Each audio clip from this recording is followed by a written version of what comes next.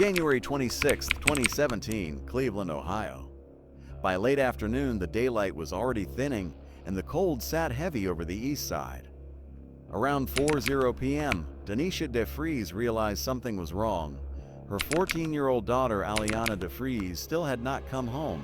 For Alianna, routines mattered. She did not disappear without telling someone. She did not wander off after school. She was not known to run away. She was a 7th grader who stayed close to the people she loved most, and her family knew her patterns. So when the minutes turned into hours, Alianna called the school, expecting a simple answer.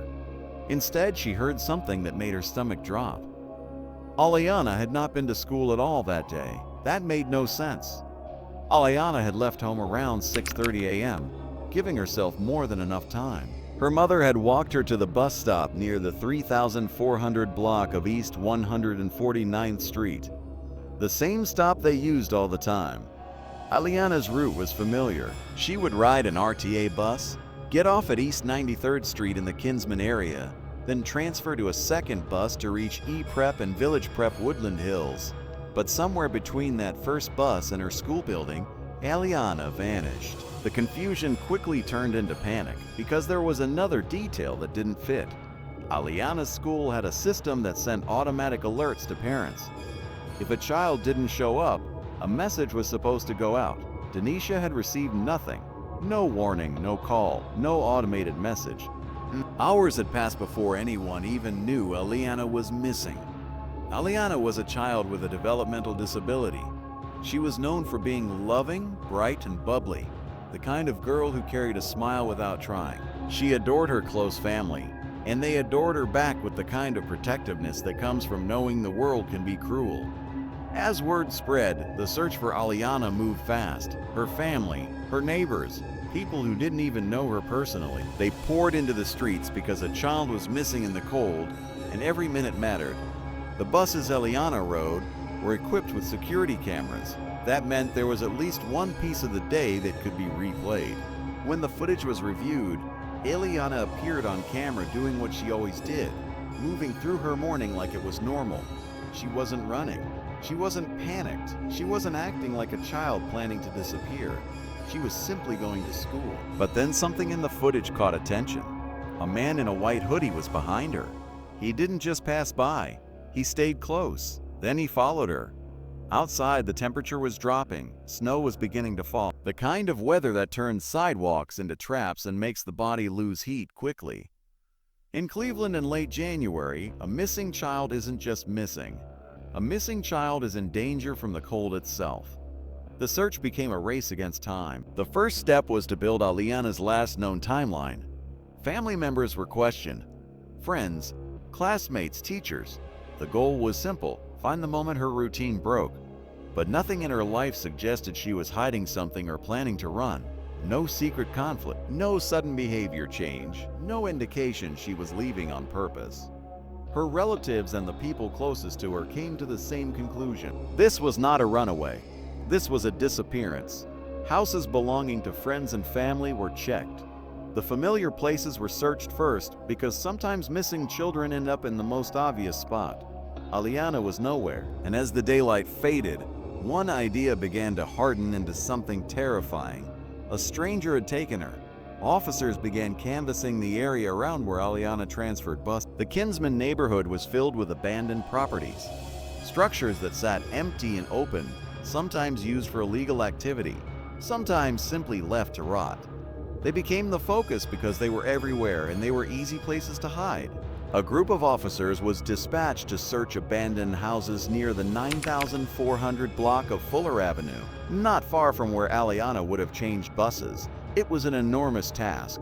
Building after building, room after room, stairs that creaked, doors kicked open, boards missing from windows, cold air moving through broken frames. The community stayed out in freezing conditions because they believed Alianna could still be alive. They believed they could still bring her home. But just a few hours later, that hope began to collapse.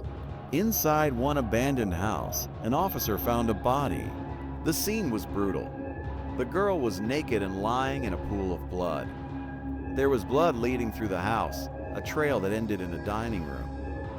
On a built-in bench, tools had been laid out, including a drill and a box cutter. The injuries on the body matched the presence of those tools. A footprint was also found. The violence was so severe that even after examination, an exact cause of death could not be determined. The injuries included a broken jaw and stab wounds. Identification required dental records. The missing child was Alianna DeFreeze. The news hit Cleveland like a wave of shock and anger. People left flowers and teddy bears outside the abandoned house on Fuller Avenue. The place became a symbol of what had been done and of what had been allowed to exist in the neighborhood. Empty houses, unsecured spaces, and routes children walked every morning. Alianna had been a vulnerable child, one of their own, simply trying to get to school, and someone had taken her. The case moved fast after that, because the crime scene held evidence and the timeline was tight. Within weeks, in February 2017, an arrest was made. The suspect was 44-year-old Christopher Whitaker. He was taken into custody in Mayfield Heights at 7:15 p.m. He already had a criminal record. He was a registered sex offender. In 2005, he had raped and attacked a woman. The original charge of attempted murder had been reduced. He served 4 years in prison for felonious assault and sexual battery. Now his name was tied to Alianna DeFreeze. Christopher Whitaker's DNA was found on Alianna's body and inside the abandoned house where she was discovered. When he was questioned over several hours, he first claimed he had not seen Alianna, had not been in the area, and did not know who she was. But when confronted with the evidence that linked him to the house, his story changed. He described a vague, shifting account. He claimed he had punched her and then experienced a blur, saying he almost blacked out and did not remember what he did. He tried to frame the crime as a mistake made under the influence of drugs. He tried to describe himself as an addict who lost control. Then he offered another claim that did not match reality. He said Alianna chose to follow him to the house after he said he was going to take drugs. He claimed he mistakenly believed she was a sex worker, even though she was wearing a school uniform. He claimed she took her clothes off and offered herself before suddenly attacking him. But there was no evidence that Alianna attacked him, and the idea that a 14-year-old girl in a school uniform, on her way to 7th grade, would follow a stranger into an abandoned house and undress made no sense in the real world Alianna lived in. The story was not just implausible. It was a lie built to soften the truth. Because there was a witness who had seen Christopher Whitaker grabbing Alianna and walking away with her. The witness didn't intervene or call for help because he did not know if they knew each other. CCTV also captured that moment. Alianna did not follow Christopher Whitaker. He took her. From that point, the legal process moved toward trial. Christopher Whitaker was held without bond. The case was assigned to Judge Carolyn B. Friedland. The first pre-trial was set for February 22, 2017.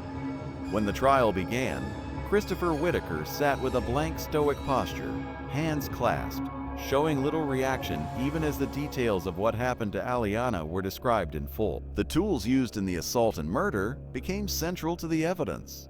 Wounds were consistent with a box cutter, a putty knife, a screwdriver, and an electric drill.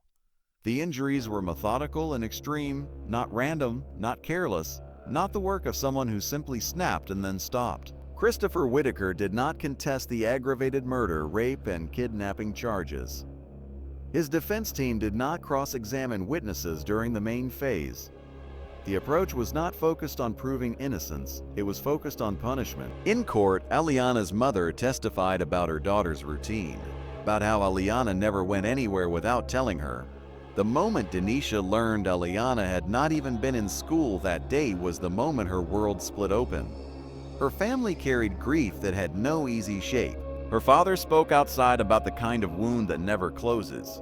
No matter how time moves forward, the case reached the verdict phase in March.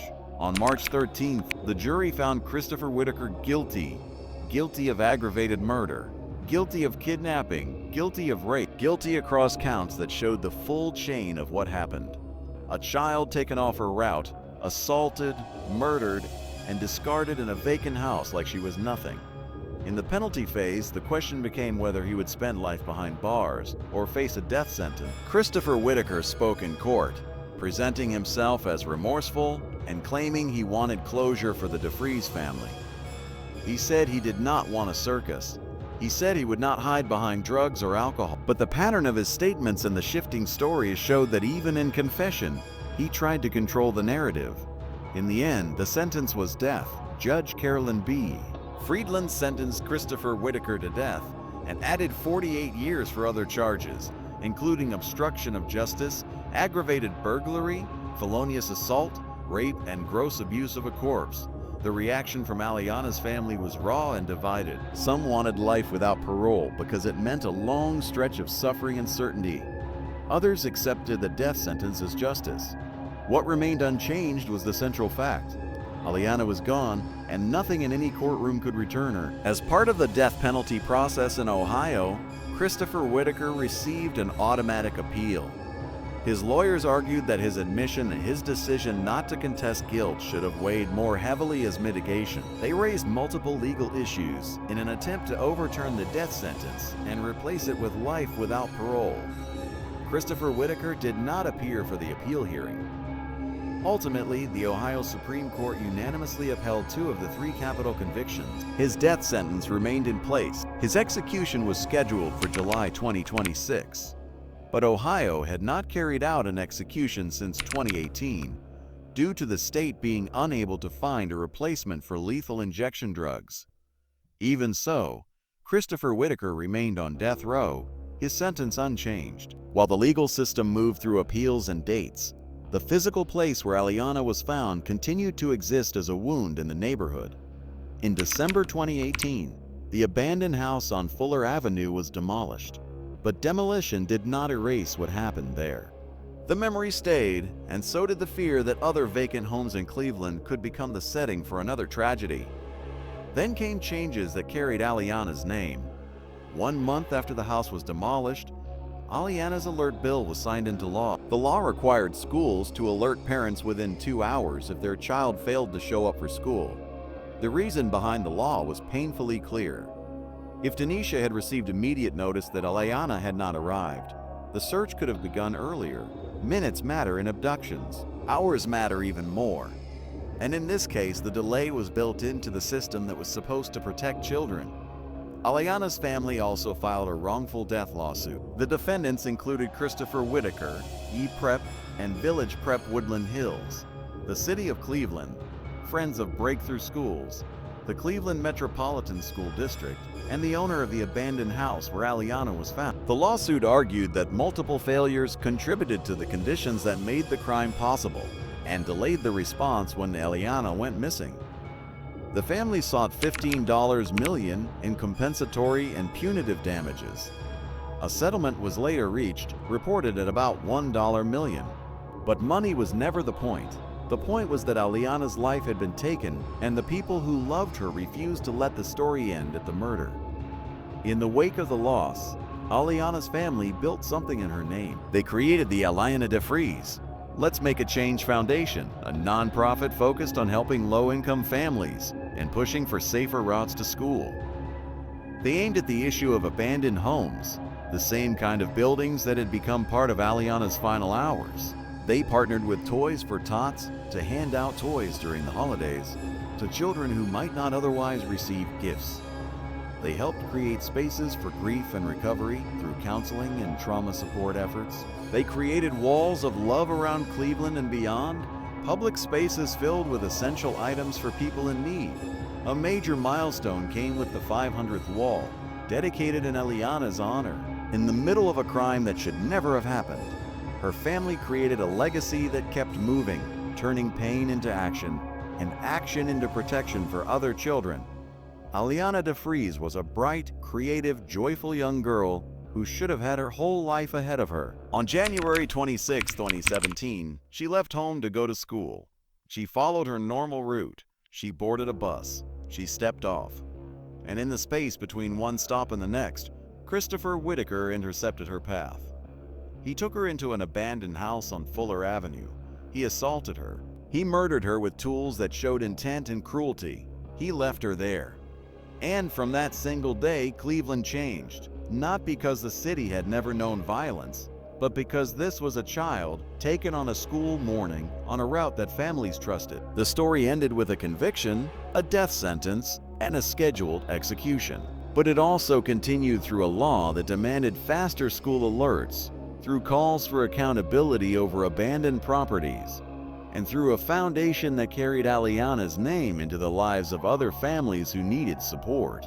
The child who never made it to class became the reason other children would be noticed sooner, and the abandoned house where she was found was torn down, but the lesson it left behind remained standing.